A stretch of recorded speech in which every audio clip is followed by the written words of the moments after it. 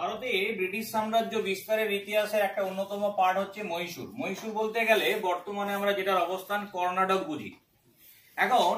আর মহীশূর বলতে গেলে আমরা দুজনের নামই বুঝি, একজন হচ্ছে হায়দার আলী এবং তার ছেলে টিপু সুলতানের কথা। প্রশ্ন হচ্ছে যে এই মহীশূরের সাথে হায়দার আলীর সমস্যা বা মহীশূরের সাথে ইংরেজদের সমস্যার কারণ কি ছিল।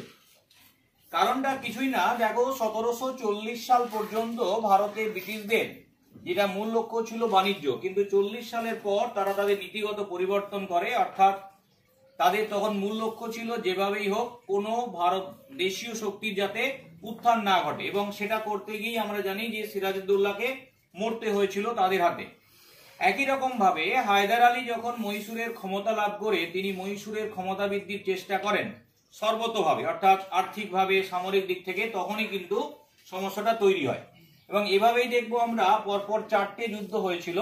প্রথম এবং দ্বিতীয় যুদ্ধ হয় 67 থেকে 69 এবং 80 থেকে 84, এবং দ্বিতীয় যুদ্ধ চলাকালীনই হায়দার আলী মারা গেলে দায়িত্ব নিয়েছিলেন তার ছেলে টিপু সুলতান। এবং বাকি দুটো যুদ্ধ, তৃতীয় যুদ্ধ হয় 90 থেকে 92 এবং চতুর্থ যুদ্ধ 99 সালে যখন হয় তখন টিপু সুলতান মারা যান। এবার আমরা দেখার চেষ্টা করব যে প্রথম যে যুদ্ধ হয় তার প্রেক্ষাপটে কি ছিল, যে কারণে ইংরেজদের সঙ্গে সমস্যা তৈরি হয়। আমরা আগেই বললাম যে ক্ষমতা লাভ করেছিলেন 1761 সালে হায়দার আলী, এবং ক্ষমতা লাভ করবার পর বিভিন্নভাবে যখন মহীশূরকে পুনর্গঠনের চেষ্টা করেন সেখান থেকে একটা বিবাদের সূত্রপাত। 2 নম্বর হচ্ছে যে 1757 থেকে 63 যখন তৃতীয় ইঙ্গো ফরাসি যুদ্ধ চলছিল দাক্ষিণাত্যে, সেই সময় ফরাসি সেনাপতি লালিকে প্রায় 4000 অশ্বারোহী সৈন্য পাঠিয়ে সাহায্য করেছিলেন হায়দার আলী। এটা একটা ইংরেজদের বিরোধিতার কারণ একটা ছিল।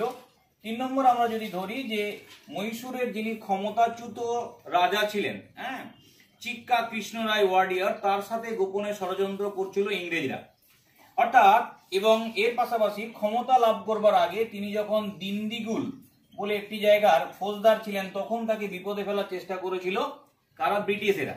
এইরকমই একটা অবস্থায় ক্ষুব্ধ হয়ে হায়দার আলী 1767 সালে যখন ইংরেজদের মিত্র রাজ্য আরকট, অর্থাৎ কর্ণাটকের যে রাজধানী আরকট আক্রমণ করেন, তখনই শুরু হয় যুদ্ধ। কারণ ইংরেজদের একটা নীতি ছিল তাদের মিত্র রাজ্যকেও আক্রমণ করলে যে আক্রমণ করবে সে তাদের আক্রমণের মুখোমুখি হবে, অর্থাৎ এখান থেকে যুদ্ধ শুরু হয়। অর্থাৎ প্রথম যুদ্ধ 67 থেকে চলে 69 পর্যন্ত। এখন প্রাথমিকভাবে 67 থেকে 68 মোট 4টে যুদ্ধে কিন্তু হায়দার আলী হেরে যান ইংরেজ সেনাপতি কলোনিয়াল স্মিথের কাছে। এবং এই 4টে যুদ্ধে হেরে যাবার পর তিনি অনুভব করেন যে না, তিনি সরাসরি ইংরেজের সঙ্গে যুদ্ধ করতে পারবেন না, ফলে খানিকটা ঘুরপথে তিনি পৌঁছে যান ইংরেজের প্রধান বাণিজ্য ঘাঁটি মাদ্রাজ। কারণ সেই সময় মাদ্রাজ খানিকটা অরক্ষিত অবস্থায় ছিল, কারণ ইংরেজদের তখন মূল সেনা মাদ্রাজ থেকে বেরিয়ে এই যুদ্ধে লিপ্ত ছিল। ফলে মাদ্রাজের কাছাকাছি যখন পৌঁছে গেছেন হায়দার আলী, তখন ব্রিটিশদের কাছে একটা সন্ধি করা ছাড়া কোনো উপায় ছিল না, কারণ মাদ্রাজ হাতছাড়া হলে সেটা তাদের কাছে অপূরণীয় ক্ষতি। ফলে এক্ষেত্রে হায়দার আলীর শর্ত মেনেই তারা কিন্তু মাদ্রাজে সন্ধি স্বাক্ষরে বাধ্য হয়, এবং এটাই ছিল ভারতবর্ষে প্রথম কোনো সন্ধি যেখানে ব্রিটিশরা নিজেদের মতো করে নয়, অপোনেন্ট সাইডের কথা মতো সন্ধি করতে বাধ্য হয়েছিল। কি ছিল সেই সন্ধিতে? 2টো শর্ত ছিল। 1, তুমি এ পর্যন্ত আমার যা জায়গা দখল করেছো সেগুলো ফেরত দাও। আর 2, ভবিষ্যতে মারাঠারা, কারণ সেই সময় সব থেকে শক্তিশালী দেশীয় রাজ্য ছিল মারাঠারা যদি ভবিষ্যতে মহীশূর আক্রমণ করে সেক্ষেত্রে তুমি আমাকে সামরিক সাহায্য দেবে। অর্থাৎ এইভাবে আমরা দেখলাম যে প্রথম যুদ্ধ, প্রত্যেকটা যে যুদ্ধ হয় সেই যুদ্ধের কিন্তু 5টা করে পয়েন্ট আমাদের মনে রাখতে হয়।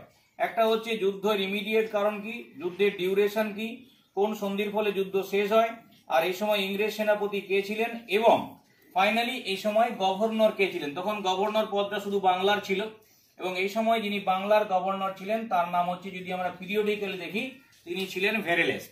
এইভাবে শেষ হয় প্রথম যুদ্ধ। এরপরে দেখো দ্বিতীয় যুদ্ধ, তারও একটা প্রেক্ষাপট থাকবে, হঠাৎ করে যুদ্ধ তো শুরু হওয়ার কথা না।